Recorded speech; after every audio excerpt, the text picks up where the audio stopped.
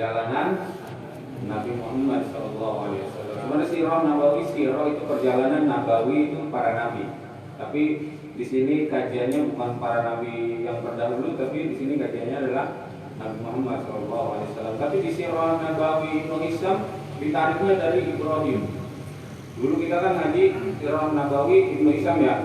Pertama pertemuan kan nggak langsung Nabi Muhammad, tapi siapa? Nabi Ibrahim dulu. Sirah nabawi perjalanan para nabi sampai ke Nabi Muhammad alaihi wasallam. Kemarin kita udah bercerita tentang apa? Tentang Nabi Muhammad diasuh sama kakeknya, ya kan? Pertama diasuh sama Halimah Sa'diyah, kemudian diasuh lagi Halimah Sa'diyah dibalikin ke siapa? Ke ibunya. Ibunya baru 2 tahun meninggal, ibunya pindah ke kakeknya Abdul Muthalib. Setelah kakeknya nggak ada, maka dititipkan kepada siapa? Pamannya Abu Thalib.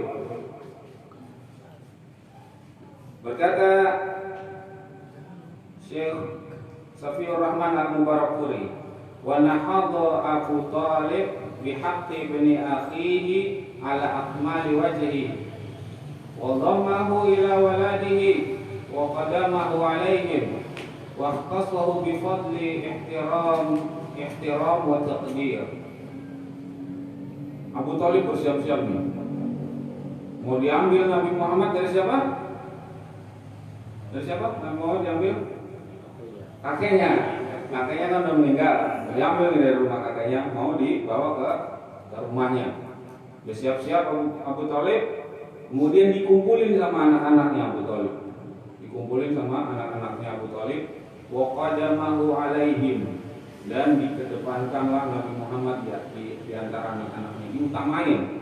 Kemudian dikhususkan, dimuliakan Nabi Muhammad di antara anak-anaknya Abu Thalib sendiri. Ini luar biasa, ngasuh anak yatim, tapi anak-anaknya dikesampingin. Apa-apa kalau mau makan misalkan ada telur, ya kan? Telur duluan, yang lain apa? Keraknya. Kerak telur sama telur ya, makan kerak telur ya. Pakai nasi. Pakai nasi. Aduh, tambah lapar aja deh sini. Terus ini makan ke? Udah, setiap disediain apa suguhan-suguhan Nabi diutamakan. Setiap disediain apa Nabi diutamakan ketimbang anak-anaknya. Tapi di sini Abu Thalib itu kan punya anak namanya siapa yang terkenal? Jadi salah satu khulafaur rasyidin. Abu Thalib ini pamannya yang masuk Nabi sekarang, cuman belum lahir orangnya. Siapa? Ali. Abu Thalib itu bapaknya Ali. Cuman ketika Nabi Muhammad masih kecil, Ali belum lahir. Ali belum lahir. Ketika Nabi diutus, Ali itu umurnya baru 7 tahun. Masuk Islam masih anak-anak. Maka dari kalangan anak-anak, orang Islam yang pertama adalah siapa? Ali bin Abi Thalib. Dari kalangan orang dewasa laki-laki siapa? Abu Bakar As-Siddiq. Kalau dari kalangan perempuan siapa? Khadijah binti Khuwailid. Khadijah itu menteri keuangan, menteri kebenaran. Menteri keuangan. Ya, menteri kebenaran. Nah, di sini menteri keuangannya siapa? Aldi Anda aja sama Ari Purnomo.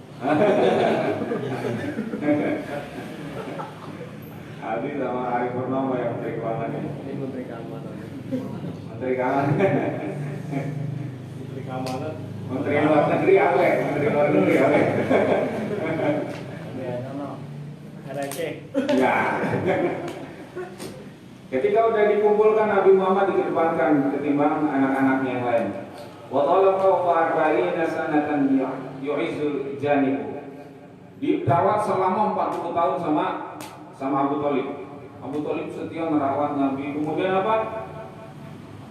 Yabsutu alaihi mayatuhu. Kemudian perlindungannya benar-benar sama Nabi Muhammad. Dari kecil sampai Nabi diutus menjadi Rasul, benar-benar dibelain sama Abu Thalib. Wa yusaddiqu wa yukhasimu min ajli. Dia berdebat sama kaumnya. Abu Thalib berdebat, rela berdebat sama pembesar-pembesar yang lain seperti Abu Jahal, Abu Sufyan, Abu Bosok lah. Janda. Janda. Kata Syekh Sufyan Rahman ini akan dibahas ntar di tempatnya ketika masa apa? Setelah hijrah. Ba'da hijrah nanti ba'da hijrah apa namanya? Setelah diutusnya sebagai Nabi Muhammad diangkat menjadi seorang rasul, ntar di biasa di marhalah terbisa, fase Nabi diutus itu nanti kelihatan peranannya siapa? Peranannya Abu Thalib dalam membela Nabi Muhammad. Padahal dia bukan orang Islam. Padahal dia masih agamanya agama nenek moyang. Masih agama nenek moyang, tapi dibela mati-matian karena apa? Orang Arab itu fanatik kesukuan, fanatik kekeluargaan dulu. Makanya orang Arab itu sama keluarga, mau benar mau salah dibelain sama dia. Makanya dibawa-bawa, dia hafal keluarganya sampai kadang-kadang 12 binnya itu, sampai berapa bini hafal dia, ada sejarah tuh langsar, ada pohon nasabnya dia. Karena apa? Fanatik sama keluarga. Gitu. Mau apa kayak, mau salah, mau benar, mau inter, pokoknya yang penting keluarga belain dulu gitu. Nah, dari saat itu Islam merubah. Akhirnya apa? Fanatiknya kepada apa? Iman.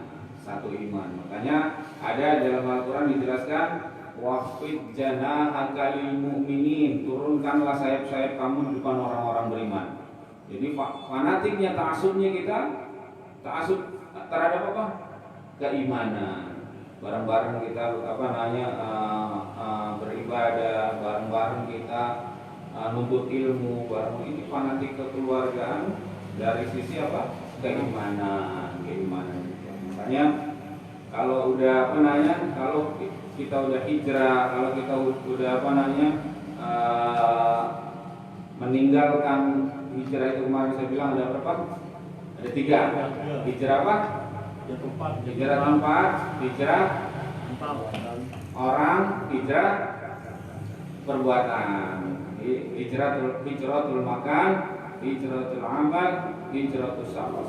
Ada 3. Hijrah tempat, kita tinggalkan tempat-tempat yang buruk menuju tempat-tempat yang baik.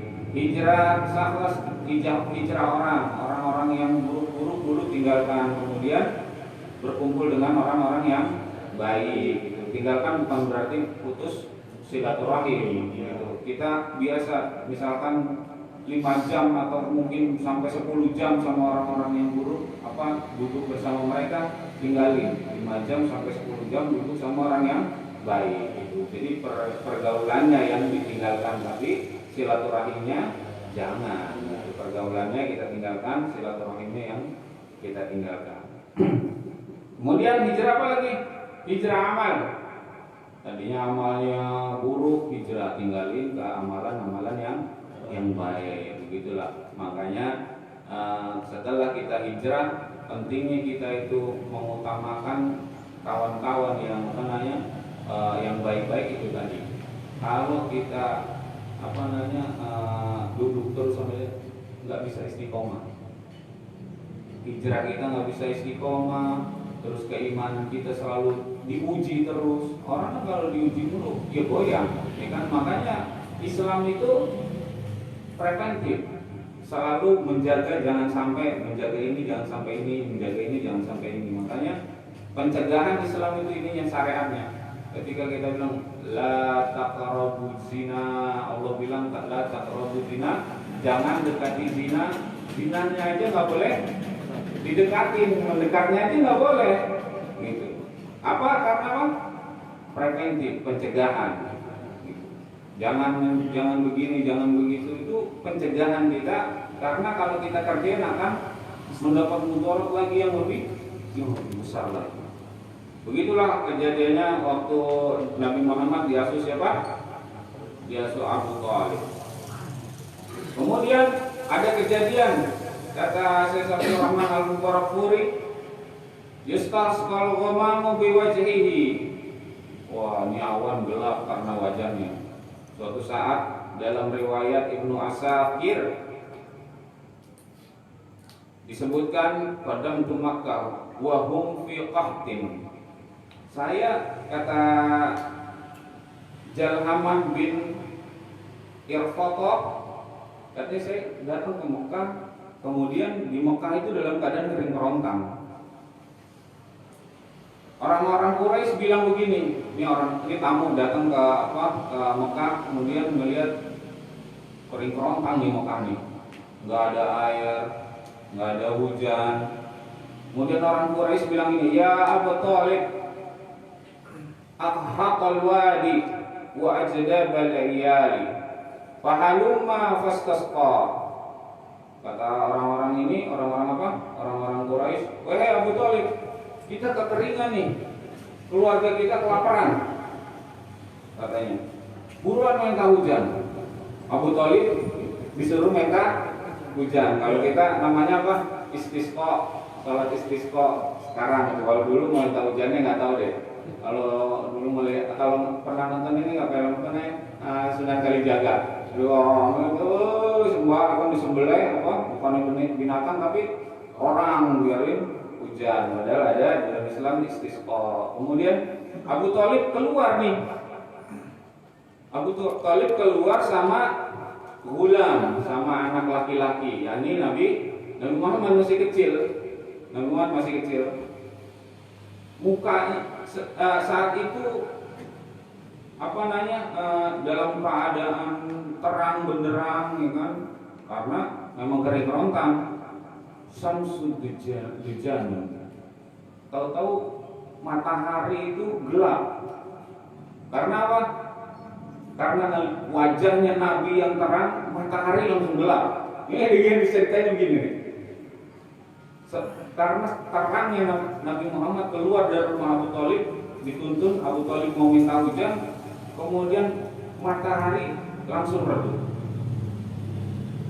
Kemudian fa'akhadahu Abu Thalib. Abu Thalib ngambil nih, langsung ditarik. Fa'alsaqa dhahrahu bil Ka'bah. Kemudian disenderin Nabi Muhammad di di Ka'bah. Jadi punggungnya disenderin ke Ka'bah karena masih kecil. Kemudian wa ma fis sama'i qaza'ah. Terus sama matahari qaza'ah, seperti awan-awannya itu bergulung-gulung. Tiba-tiba ada awannya bergulung-gulung ketika Nabi Muhammad ditarik ke Ka'bah. Fa aqbala sihabu min hahuna wa hahuna. Kemudian langsung sihab awan itu langsung kumpul dari sana ke sini, dari sini ke sana, udah langsung pada kumpul di sini. Tadinya terang, tadinya kering kerontang.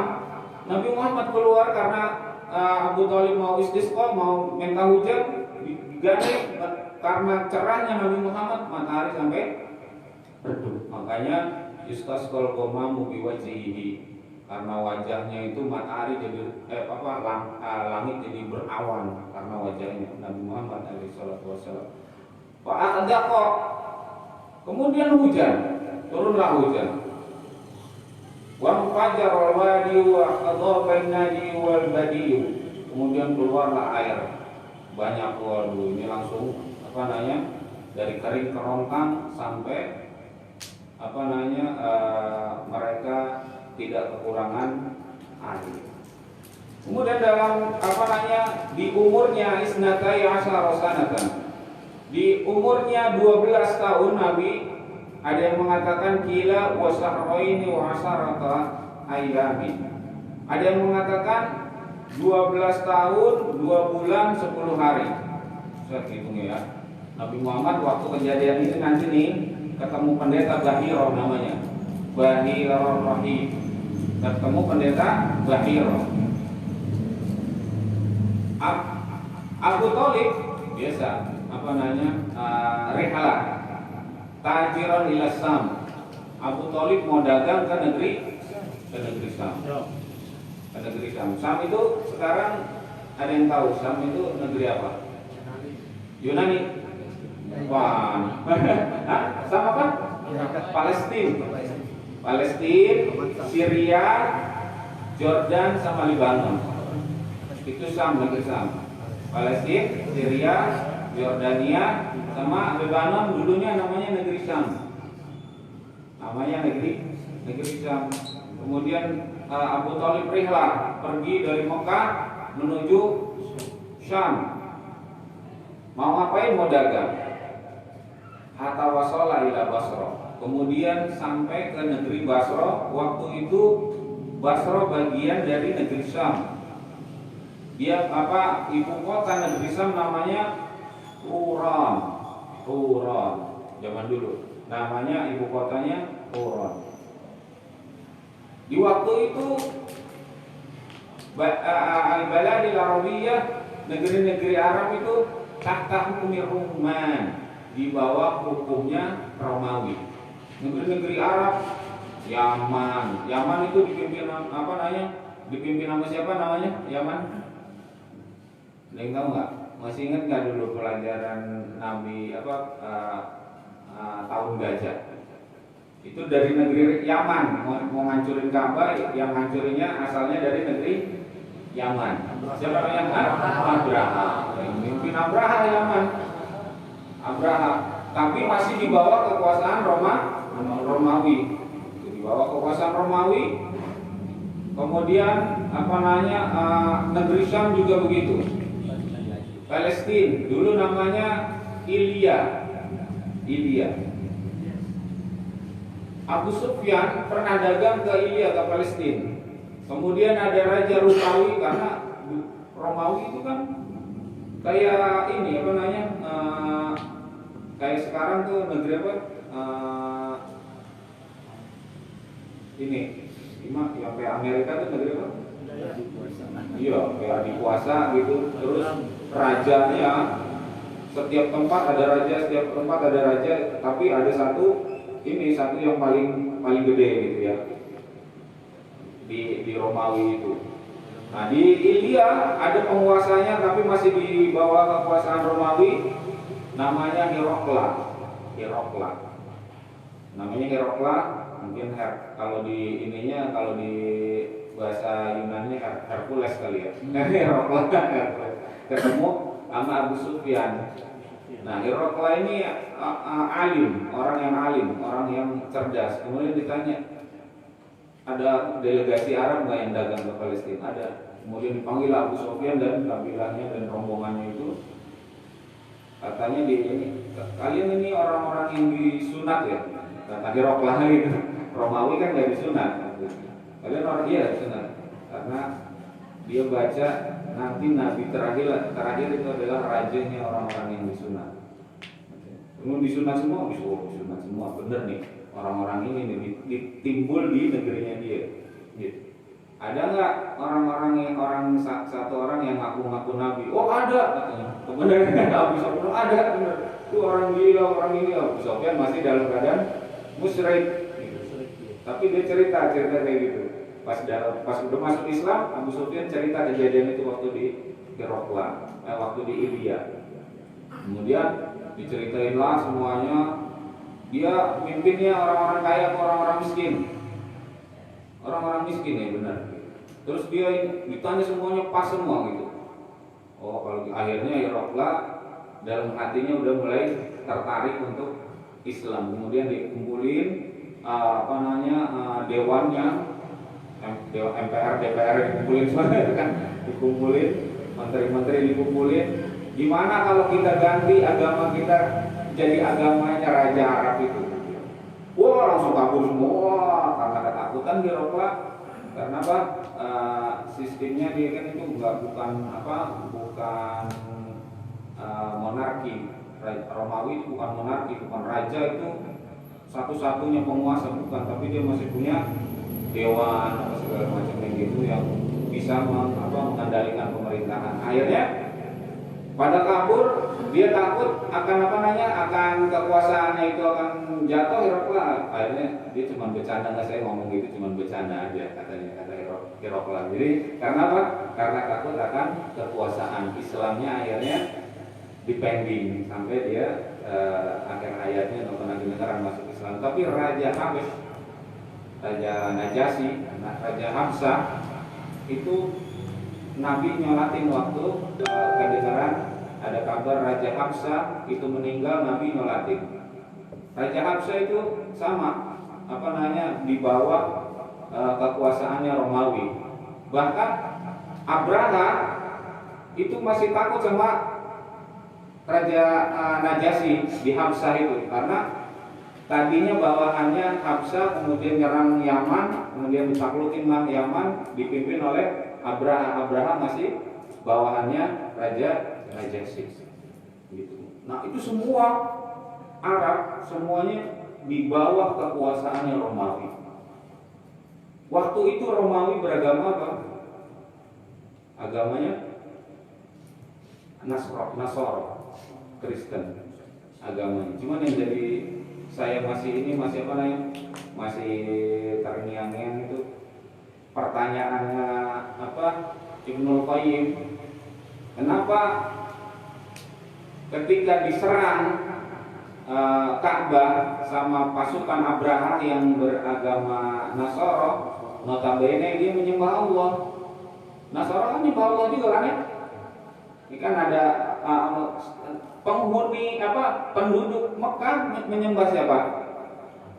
Berhala. Iya, penduduk Mekah waktu itu menyembah berhala.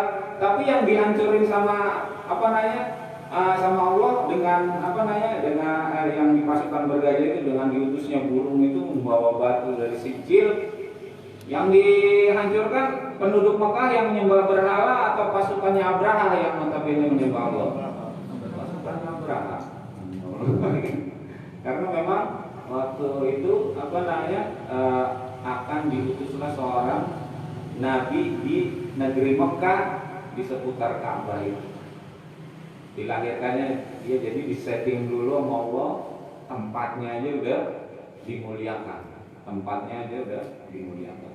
Nah itu semua di bawah kekuasaannya Romawi. Termasuk ini negeri apa? Syam, di bawah kekuasaan Romawi. Kemudian wa kana fi hadzal balad rahibun arafa bi Bahira. Di negeri itu ada seorang rahib namanya Bahira. Selamat kan? Di negeri itu pas pertengahan jalan mau ke Syam, ada pendeta namanya Bahira. Wasmuhu Jurjis.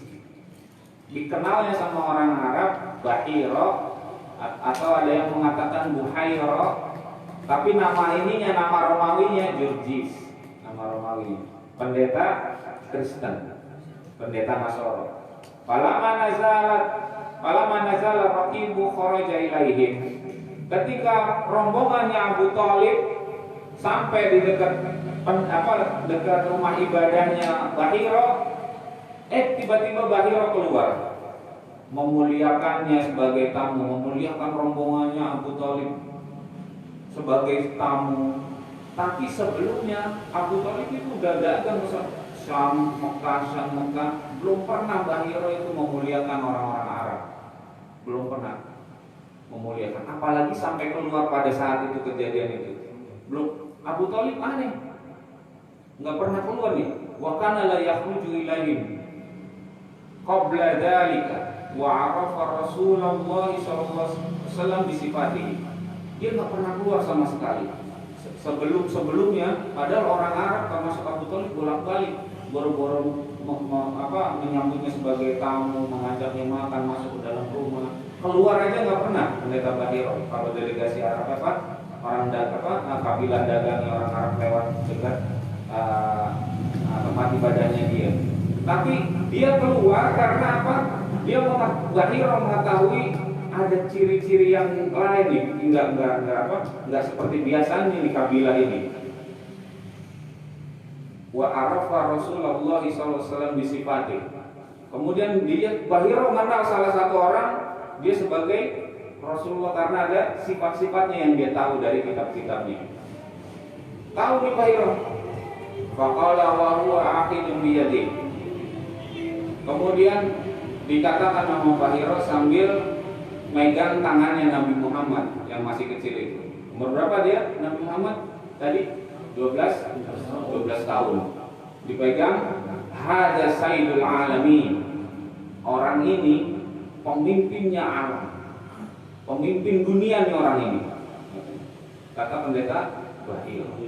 Dia nggak pernah ketemu Nabi. Al-Quran belum turun. Adanya apa? Kita Injil, Taurat, Zabur. Tapi udah dipegang sama Bahir.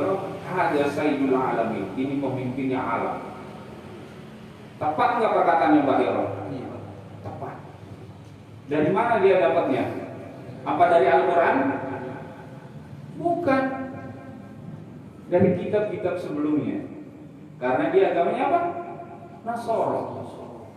Agamanya Nasrani. Gak mungkin baca Al-Quran. Al-Quran itu juga belum turun. Nabinya juga masih umur 12 tahun. Turun wahyu pertama, Iqra bismi rabbikal ladzi khalaq, Nabi umur 40 tahun. Kejadian ini Nabi umur 12 tahun. Jadi agama Nasoro yang dipegang sama pendeta Bahiro masih hanif, masih lurus. Tepat perkataan Bahiro. Sayyidul alamin, hada yab'asuhullahu rahmatan lil alamin. Dikutip perkataan ayat Al-Quran. Padahal belum turun Al-Quran. Hada yab'asuhullahu rahmatan lil alamin. Orang ini diutus sama Allah sebagai rahmatan lil alamin. Al-Quran belum turun, ayatnya aja belum turun. Al-Qurannya belum turun, tapi Bahir udah tahu orang ini diutus sebagai rahmat bagi sekalian alam. Faqala Abu Thalib bilang, wa ma ilmuka bidzalik? Kamu tahu dari mana? Ente dapat ilmu dari mana? Kok bisa tahu nih orang Sayyidul Alamin, rahmatan lil alamin? Dapat ilmu dari mana? Faqala innakum hinna asraftum minal aqabati lam yabqa hajar wala syajar illa wa kharru sajidan wala tasjudu illa lin nabiyyin. Orang ini dari tadi pohon, batu, kharru sujada, tunduk sujud sama dia. Kata wala tasjudu illa lin nabi. Tidaklah sujud kecuali pada seorang nabi. Tahu kali ya? Mungkin ada dukun, ada apa, mungkin sujud binatang atau pohon, tapi nggak sedetail cirinya nabi di dalam kitabnya dia. Pas banget nih sujudnya kayak begini, pohon-pohon, batu, semua sujud sama orang ini. Nggak sujud kayak begini kecuali dia ini seorang nabi. Wa inni a'rafuhu bi khatimin nubuwah min asfali ghadrufi katifihi mislu tufaha. Dan saya tahu orang ini punya tanda di punggungnya mislu tufaha, seperti apel. Tufaha itu apel, seperti buah apel. Seperti buah apel. Di sini jadi Nabi Muhammad ini di antara punggungnya ini ada jendolan seperti buah apel. Diperiksa sama Bahir ada. Kemudian ini juga diperiksa sama para sahabat. Ketika Nabi terlihat punggungnya itu ada tandanya. Kata para sahabat bilang, saya ngelihat tanda kenabian Nabi di punggungnya itu seperti habis dibekam. Habis dibekam itu kan nonjol dia begini. Nah itu tandanya, tanda kenabiannya Nabi. Dari kecil, sekarang yang waktu cerita ini Nabi umur 12 tahun dan sampai diutus Nabi umur 40, bahkan hijrahnya itu umur berapa? 53 tahun. Para sahabat melihat tandanya itu. Mislu tufaha, seperti apel, tandanya tanda Nabi terakhir. Kata pendeta Bahir, ini tanda Nabi terakhir. Salah satu tanda Nabi terakhir. Wa inna najidu fi kutubina. Kamu tahu dari mana? Kata Abu Thalib. Najidu fi kutubina. Saya dapati tanda itu, tanda buletan sebesar segede buah apel itu, fi kutubina, di dalam kitab-kitab kami. Apa kitabnya Bahir? Injil, Taurat, Zabur, kitabnya dia. Bukan Al-Quran. Injil, Taurat, Zabur dia dapati. Dan cerita ini, cerita bertemunya Nabi dengan pendeta Bahiro ini mutawatir. Lebih dari 12 sahabat, puluhan orang sahabat meriwayatkan ini. Bukan hampir, semua kitab sirah meriwayatkan riwayat ini. Kitab-kitab hadis meriwayatkan pendeta Bahiro ini mutawatir, semua orang tahu. Bukannya cerita 1-2 gelintir orang, bukan, semua orang tahu. Bahkan nanti di akhir-akhir itu ada orientalis barat, saking dia nggak bisa ngeritik nggak bisa ngeritik riwayat kebenaran riwayat ini. Mau cari nih, ini benar apa enggak nih? Dia nggak bisa ngeritik kalau ini riwayat ini memang benar. Waduh, udah susah deh. Emang benar riwayat ini nggak bisa dikritik. Riwayat Bahiro ini nggak bisa dikritik kebenarannya. Kejadiannya itu memang benar-benar terjadi, nggak bisa dikritik. Sama orientalis barat. Akhirnya dia bukan ngeritik kebenarannya, emang benar nih ada. Tapi yang dikritik apa? Nanti yang dikritik kepintarannya Nabi itu datang dari pendeta Bahiro. Datang dari pendeta Bahiro. Nggak ada Al-Quran. Coba Al-Quran mungkin. Ini Ustaz. Ya. Al-Quran ente itu. Al-Quran ente itu. Dikritik bahwasanya kepencarannya Nabi dapat dari siapa? Pendeta Bahiro. Dia nggak bisa ngeritik, oh ini riwayat ini cerita tahayul, oh ini mitos, ini nggak pernah terjadi, nggak bisa. Saking benernya, saking nggak bisa dikritik, emang ini benar-benar terjadi. Dia malah ngeritik ngeritik kepencaran nabinya, bukannya pertemuannya dengan pendeta Bahiro. Pendeta Bahiro itu benar. Akhirnya dikritik, Nabi pinternya itu datangnya dari pendeta. Padahal dia lupa. Bahiro tinggalnya di mana? Syam, perjalanan jauh. Nabi tinggalnya di mana? Mekah, Madinah. Nabi belajarnya naik apa? Ya kan? Ke pendeta Bahiro. Waktu itu umurnya belum gede dan belum Nabi. Umur berapa Nabi ketemu pendeta Bahiro? 12 tahun. Dia belum tahu apa-apa tentang Islam. Nabi Muhammad belum tahu apa-apa. Ketemunya sama pendeta Bahiro kapan belajarnya? Nabi pinternya ntar umur 40 tahun. Ya kan? Itu masih bodoh, Nabi belum tahu apa-apa. Pinternya ntar ketika Nabi diutus sebagai seorang Rasul. Kemudian lupa lagi orang orientalis barat ketika meritik Islam. Ketika meritik Islam dia lupa lagi bahwasanya Nabi Muhammad itu seorang yang apa? Seorang yang apa? Umi. Umi itu apa? Hah? Umi itu apa? Buta huruf. Umi itu buta huruf. Bagaimana mau belajar? Nabi Umi nggak bisa baca, nggak bisa nulis.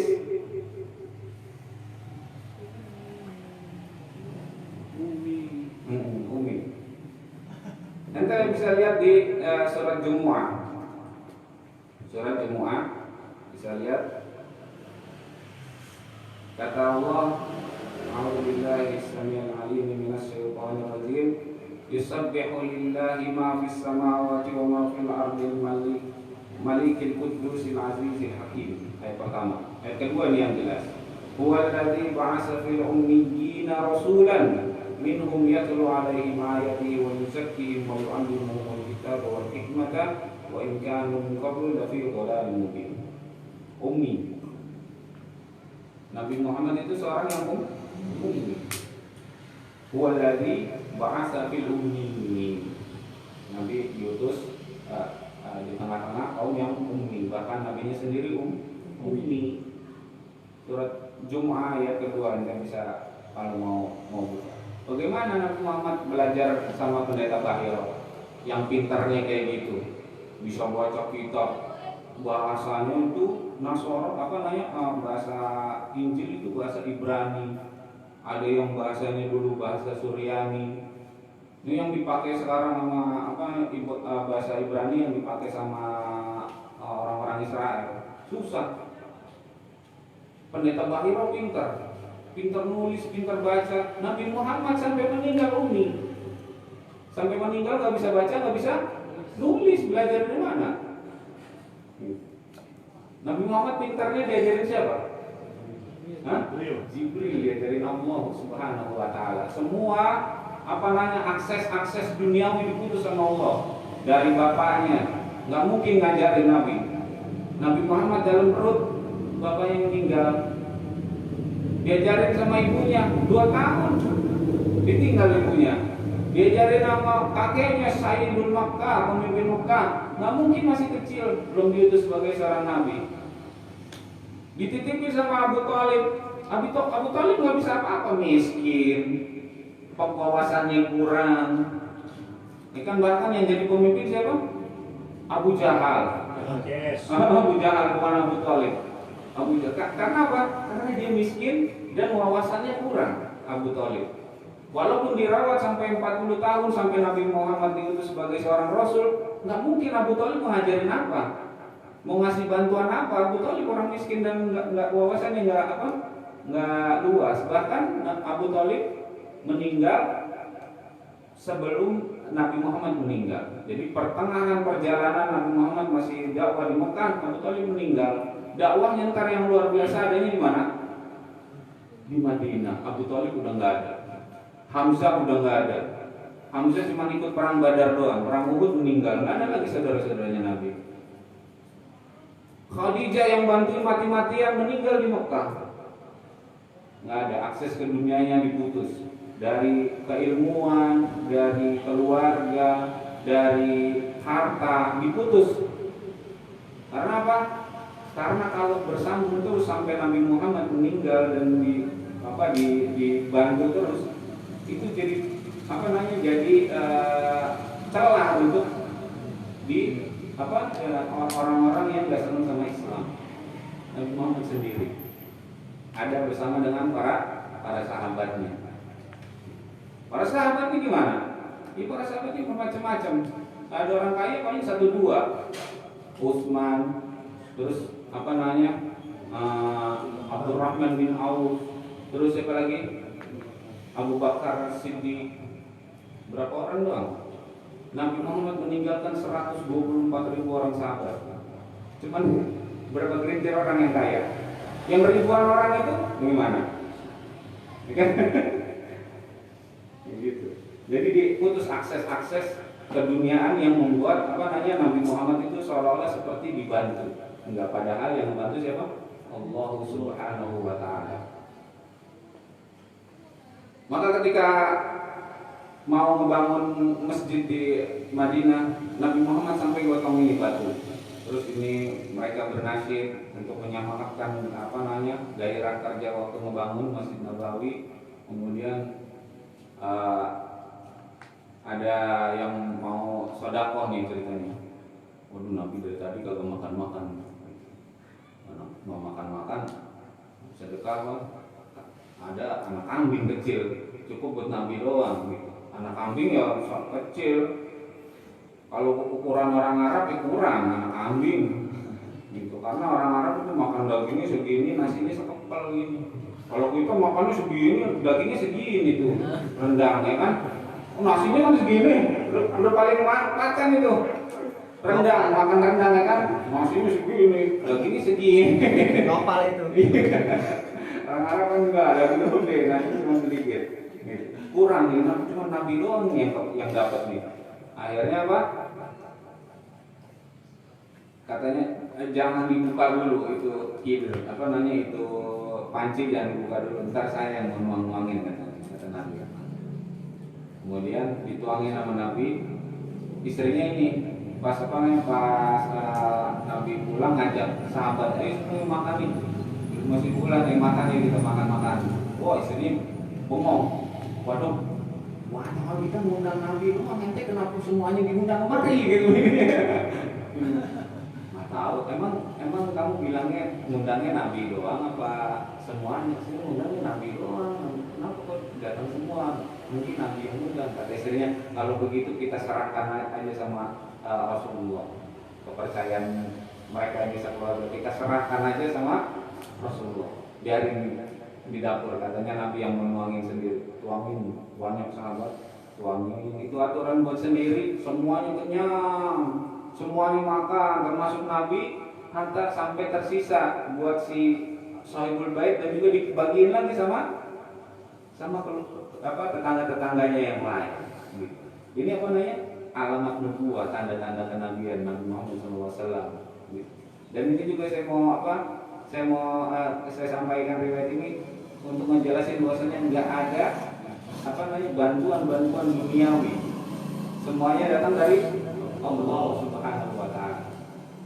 Sekelas Abu Bakar itu bukan bantuan dari Abu Bakar sebenarnya, kalau bukan Allah yang ngegerakin. Siapa yang berani mengorbankan hartanya semua total di dunia ini? Nggak ada. Kamu ninggalin apa buat anak dan istrimu? Saya tinggalkan Allah dan Rasulnya. Nggak ada orang yang kayak gini.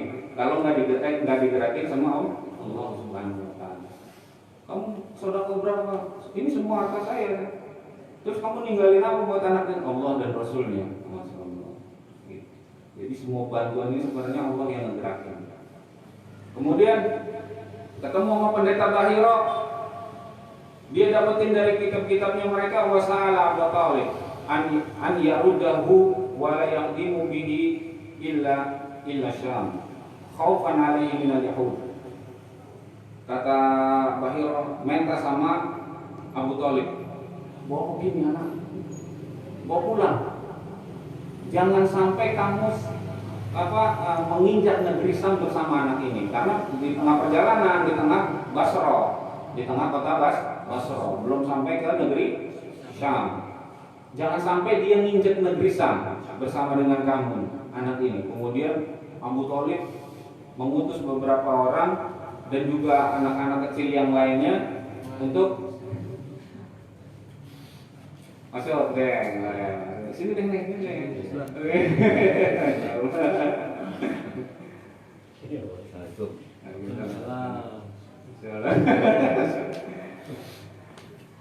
Nah, itu Abu Thalib ngajak pulang siapa? Ngajak pulang Nabi Muhammad bersama dengan anak-anak kecil yang lainnya. Dibawa pulang. Khaufan alaihi minal yahud. Saya takut kalau orang-orang Yahudi tahu dan melihat orang ini, tahu dan melihat Nabi Muhammad. Berarti yang tahu orang ini atau Nabi Muhammad bakal jadi Sayyidul Alamin, pemimpin alam semesta ini, yang tahu bukan cuma pendeta dari Nasoro, tapi juga pendeta dari mana? Dari Yahudi.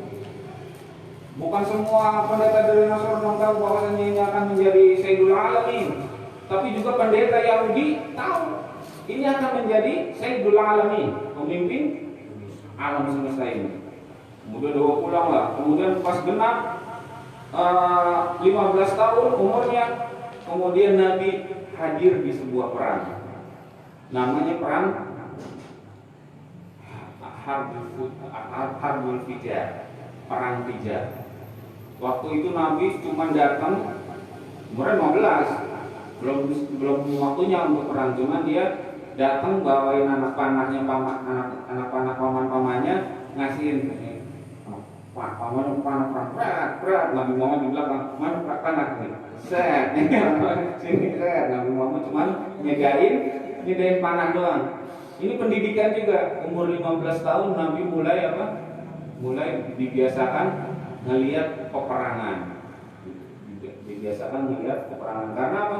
Nanti ketika sesudah hijrah akan menemukan perang-perang yang dahsyat lagi. Dari kecil Nabi Muhammad sudah dibiasakan melihat perang. Dan lihat ini juga ada apa namanya orientalis orang-orang yang nggak suka sama Islam, bahwasanya orang-orang itu apa namanya perang memaksakan kehendak. Ya kan, padahal di dalam Al-Quran itu setelah Allahu la ilaha illallahul hayyul qayyum, ayat kursi, Allah mengatakan la ikraha fid-din, enggak ada paksaan di dalam agama, bebas terserah.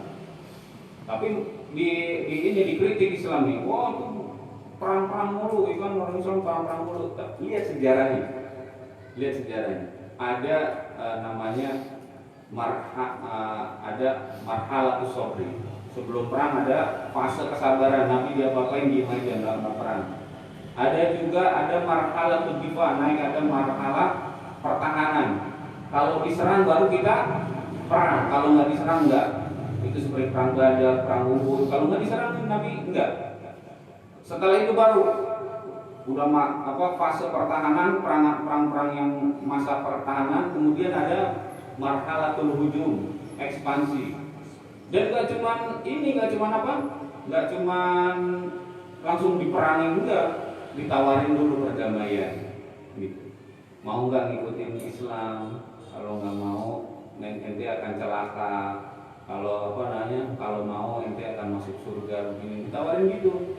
Kenapa diperangin? Karena disobek-sobek. Kemudian ada yang dibunuh, ini utusannya. Ada yang cuma nawarin Islam doang. Kemudian diperangin sampai penduduk mereka itu diperangin sama pasukan muslim. Karena apa? Karena utusannya itu dibunuh. Karena utusannya itu kan cuma nawarin masuk Islam, kenapa mau bunuh utusannya? Diperangin. Mau nggak mau ikan, atau ada yang menghina, dia diperangin mau nggak mau. Akhirnya ini kesalahan dalam menganalisa tentang perang ini, dan ini jadi celah buat orang-orang yang nggak suka sama Islam. Ini suka padahal enggak. Dan lihat aja Islam masuk ke Indonesia melalui perang apa enggak? Bukan, melalui perdagangan, interaksi, para wali yang ahli dalam pertanian, terus berinteraksi dengan penduduk mereka dengan kasih sayang, ini berdakwahnya. Kemudian ada perjanjian damai. Jadi namanya sejarahnya itu Hilful Fuduli, perjanjian Fudul, perjanjian damai. Kalau ada orang Mekah, tapi Nabi Muhammad masih kecil juga nih. Kalau ada orang Mekah didolimi, maka orang yang mendolimi itu akan kita hukum sampai dipulangin apa yang menjadi hak-haknya orang yang didolimi tadi. Misalkan ada orang mencuri, dihukumnya orang yang mencuri nama penduduk Mekah di dalam perjanjian di perjanjian Hilful Fudul itu. Dihukum sampai yang mendolimi mengembalikan hak-hak orang yang didolimi. Kemudian Nabi masih teringat kejadian ini sampai beliau mengatakan di suatu kesempatan, laqad syahidtu fid dari Abdullah bin Jud'an hilfan ma habba ana li bihi umur nu'um walau uda'i bihi fil islami la'ajabtu. Saya menyaksikan di rumahnya Abdullah bin Jud'an suatu perjanjian yang paling saya cintai, lebih saya cintai daripada umur nu'um, lebih saya cintai daripada unta merah. Unta merah itu harta paling berharga dulu orang-orang Arab. Saya lebih suka ini menghadiri perjanjian itu daripada unta merah. Seandainya saya di dalam Islam ini diundang lagi untuk perjanjian itu, maka saya akan datang. Saking cintanya dengan perjanjian perdamaian itu. Karena apa? Orang-orang Mekah yang masih nyembah berhala, dia ingat-ingatnya gitu, ngebelain orang yang dolim. Kalau ada yang didolimi, yuk kita bantuin. Orang yang mendoliminya kita hukum sampai ngulangin hak-haknya orang yang terdolimi. Nabi Muhammad cinta tuh perjanjian yang kayak gitu, ya kan? Ya, kalau bisa juga kita juga gitu bikin perjanjian, ya kan? Tengah-tengah ini dolimi. Kalau ada yang didolimi, ya kan? Orang yang mendolimi itu akan kita hukum, suruh makan apa? Nasi padang. Ya hukumnya jangan kelewatan lah. Nah, itu Nabi suka kayak gitu. Maka ikatan-ikatan perjanjian itu yang yang menjadi dasar-dasar Islam tadi. Kemudian ada lagi riwayatnya satu kali. Mana sih jam berapa? 15 kurang 15 ya. Satu lagi, 15 menit lagi ya? Apa 5 menit lagi dah? 5 menit. 5 menit lagi ya. 5 menit lagi.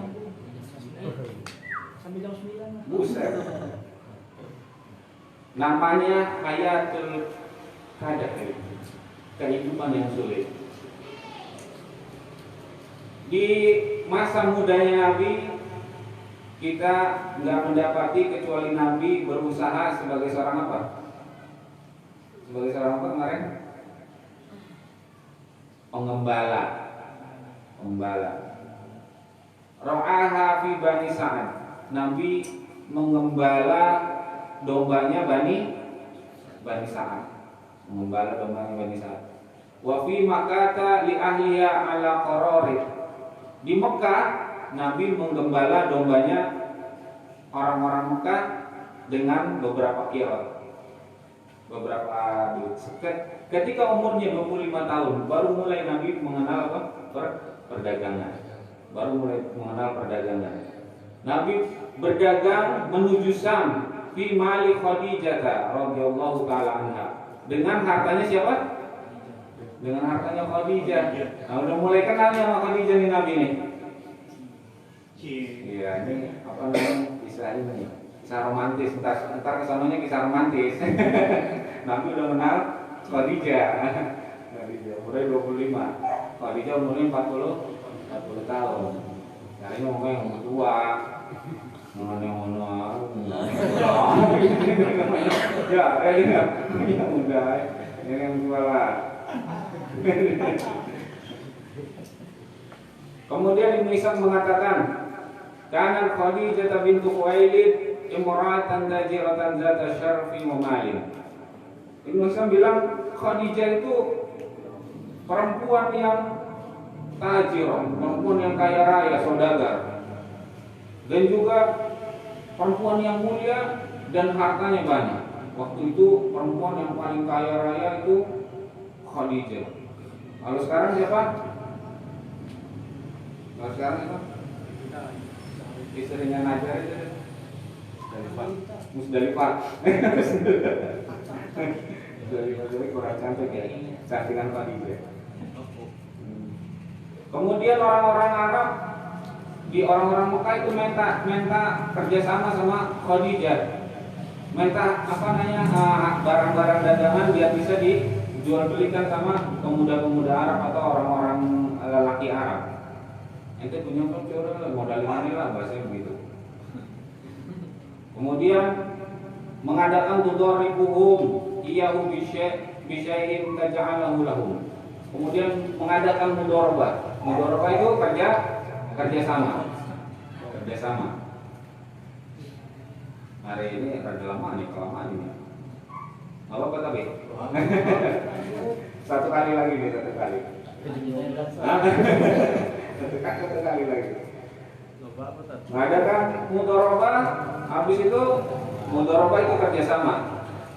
Kemudian orang-orang Quraisy itu semuanya banyakkan pedagang. Kemudian sampailah kabar kejujurannya Rasulullah sama siapa? Di kupingnya siapa? Khadijah bintu Khuwailid. Sampailah. Kemudian saking mulianya, kemudian akhlaknya bagus. Khadijah nawarin malah yang biasanya orang-orang minta kerjasama. Bu, ayo kita kerjasama, modalin saya lah, dagang ini, dagang itu, modalin sama Khadijah. Tapi enggak, khusus Nabi Muhammad, Khadijah yang menawarin. Kemudian nyuruh Nabi Muhammad untuk keluar ke negeri Syam, untuk berdagang di negeri Syam. Kemudian diberikan barang-barang dagangan yang paling mulia dan belum pernah diberikan barang dagangan yang yang lebih bagus daripada barang-barang yang akan didagangkan oleh Nabi Muhammad SAW. Begini yang bagus-bagus nih sama Khadijah. Ma'a gulamin laha yuqalu laha Maisarah. Bersama dengan seseorang asistennya siapa? Khadijah. Namanya siapa? Maisarah. Namanya Maisarah. Faqabalahu Rasulullah SAW minha. Kemudian Rasulullah nerima dia, akhirnya nerima kerjasama itu dan pergilah tadi di umur 25 itu ke negeri Syam bersama dengan Maisarah. Maisarah Nabi berduaan aja ke negeri Syam kan sama Maisarah. Pacaran apa enggak tuh? Hah? Pacaran apa enggak? Enggak lah. Yakin ente enggak pacaran kan gitu kan. Pacaran apa enggak itu Nabi Muhammad sama Maisarah? Hah? Enggak tahu. Enggak tahu. Kalau saya yakin enggak pacaran Nabi Muhammad sama Maisarah.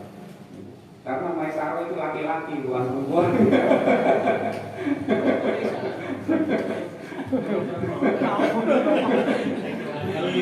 Maisarah itu laki-laki. Jadi kalau orang Arab namanya Maisarah itu laki-laki. Bukan di sini Maisarah kok perempuan, saya bingung.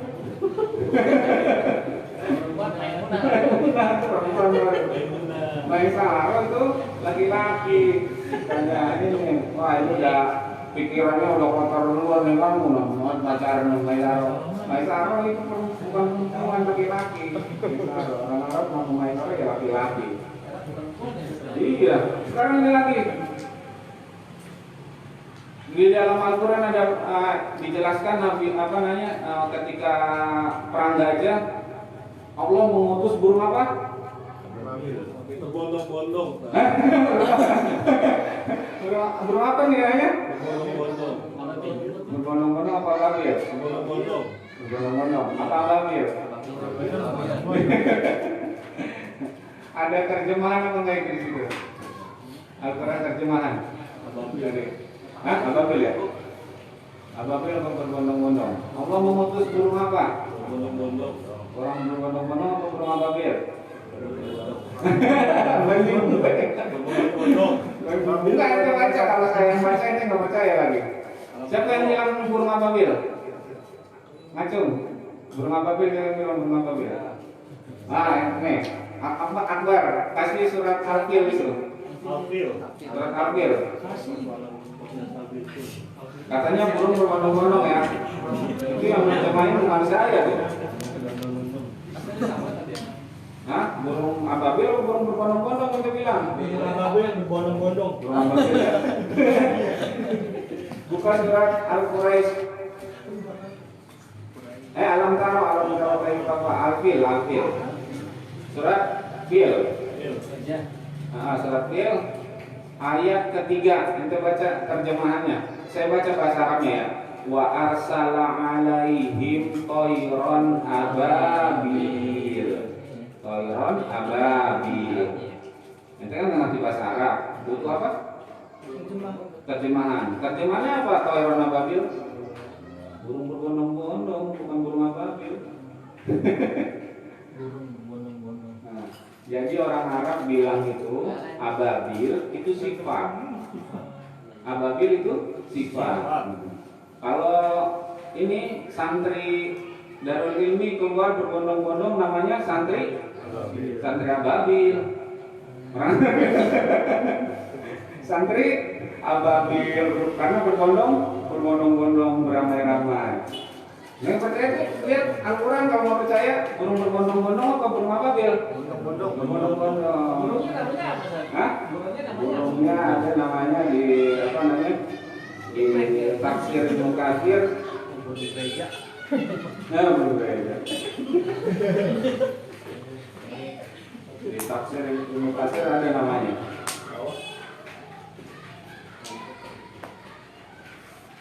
Dia burung keluar dari laut, saud. Burung saud, burung itu hitam, keluar dari laut. Dia binatang ini sama buruk. Sama keluar waktu itu doang. Setelah itu dia nggak nongol-nongol lagi sampai hari kiamat. sama kayak Tayran ababil dan burung-burung atau burung-burung berbondong-bondong itu. Di tafsir Ibnu Katsir keluar dari laut, kemudian dia bawa 3 batu min sijil, dari sijil. Ada yang mengatakan sijil kampung sijil, ada yang mengatakan sijil itu dari neraka. Dia bawa 3 batu, yang satu di paruhnya, yang satu lagi yang 2 lagi di kakinya. Bawa 3 batu. Dan di tafsir Munir Syekh Nawawi Al-Banlani menulis tafsir namanya Tafsir Munir. Bukan tafsir Munirnya Dr. Wahbah Az-Zuhaili, ada 2 tafsir Munir. Ada tafsir Munir Dr. Wahbah Az-Zuhaili, ada tafsir Munir Syekh Nawawi Al-Banlani. Udah tertulis di batu itu nama-nama orang-orang yang ngikutin Abraha dari pasukan bergajah. Di batunya itu udah tertulis semuanya. Gitu. Dia sama itu Tayran ababil atau burung yang berbondong-bondong itu cuma sekali keluar dan nggak pernah keluar lagi. Sama buruk. Ada lagi nih buruk nih, saya mau benerin lagi buruk ini. Buruk bentuknya kayak gimana buruk? Badannya kuda, kepalanya manusia. Bener apa enggak itu? Bener apa enggak?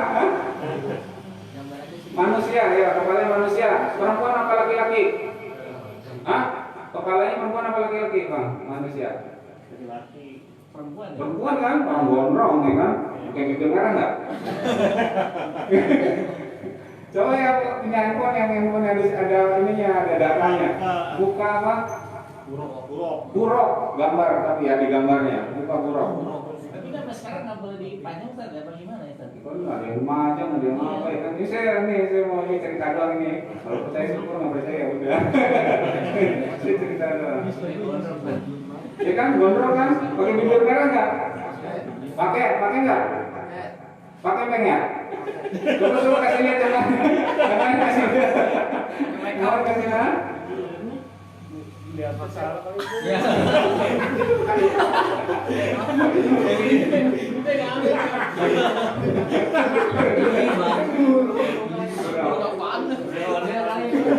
Ondel kan ning. Enggak tahu. Munculnya begini di Google. Buruk. Gambarnya kartun, Ben. Ya gambarnya kartun, Ben. Gambarnya kartun. Iya. Wah, kayak kuda poni belakang.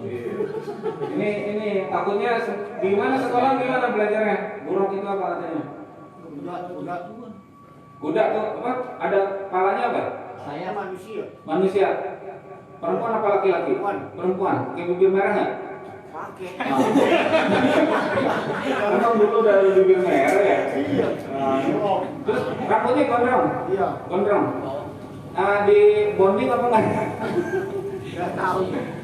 Ini di ini apa namanya? Di Sahih Bukhari cuma disebutin gini, gambaran buruk. Fauqal himari dunal baqal. Buruk itu binatang yang lebih besar dari keledai, lebih kecil dari bakol. Di antara duanya, bakol itu kawinan antara kuda dan keledai, lebih gede. Lebih kecil dari bakol, tapi lebih besar dari keledai. Di tengah-tengah. Kalau dia loncatan kuku yang kaki yang pertama itu sejauh mata memandang.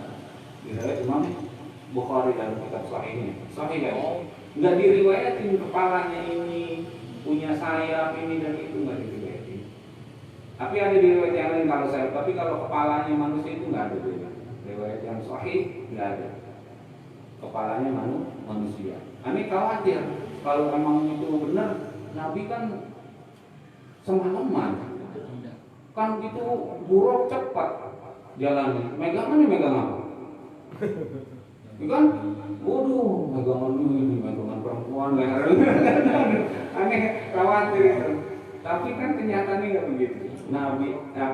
Buruk itu lebih kecil dari bagol, lebih besar daripada himar. Kalau himari dunal bagol.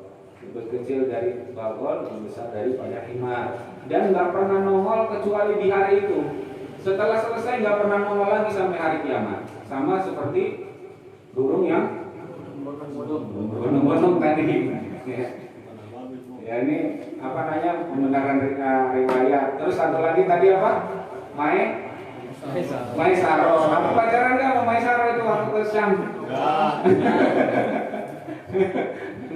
Bilang nggak percaya, bilang nggak pacaran, yakin saya mau 100%. Karena Maisaro apa? Laki-laki. Maisaro laki-laki. Kemudian ditemukanlah oleh sampai negeri Syam, dicatat perdagangannya luar biasa Nabi Muhammad.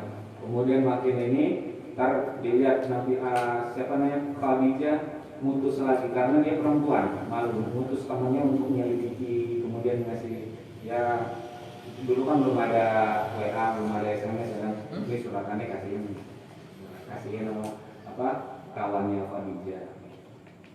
Dan ingat Khadijah itu udah janda berapa kali, bukannya 1 kali, dia lupa 4 kali atau nggak salah. Khadijah udah janda lebih dari 1 kali. Dan Nabi Muhammad nggak pernah poligami selama Khadijah masih hidup. Jangan salah, Nabi Muhammad poligami ketika Khadijah udah meninggal. Umurnya udah berapa? Udah tua. 10 tahun. 10 tahun kenabian Nabi Muhammad ditinggal sama Khadijah. 10 tahun. Apa namanya? 8 tahun kenabian Nabi Muhammad ditinggal sama Khadijah. 10 tahun ya, benar 10 tahun di Mekah kan 13 tahun ya. Iya. 10 tahun kenabian Nabi Muhammad ditinggal sama Khadijah. Berarti kenabian Nabi Muhammad diutus umur berapa? 40. 10 tahun kemudian Nabi Muhammad ditinggal sama Khadijah. Berarti Nabi Muhammad ketika ditinggal sama Khadijah umurnya berapa tahun? 50 tahun baru Nabi Muhammad mulai poligami. Kira-kira 50 tahun nafsunya gimana? Ini setengah 50 tahun. Jadi orang salah paham kalau bahwasanya Nabi Muhammad itu suka menikah karena ada apa namanya gairah syahwat yang tinggi. Lah, bukan. Nabi Muhammad ada unsur dakwah nikahin anaknya Abu Sofyan, yang notabene Abu Sofyan itu adalah pemimpin di kaum Quraisy. Dinikahi dengan pulang. Ada juga yang janda-janda yang meninggal oleh suaminya waktu di medan perang. Ada unsur-unsur itu, bukan syahwat. Bukan syahwat, salah. Jadi Nabi Muhammad bilang syahwat istrinya sampai 11, mulai poligaminya itu umur 5 tahun, 50 tahun. Ente mau poligami umur berapa tahun? Jadi jangan ini ya, jangan apa. Melalui sirah Nabawi ini, maka kita tahu sifat-sifat Nabi Muhammad SAW yang sebenarnya, yang sesungguhnya, tidak seperti yang diceritain orang-orang awam.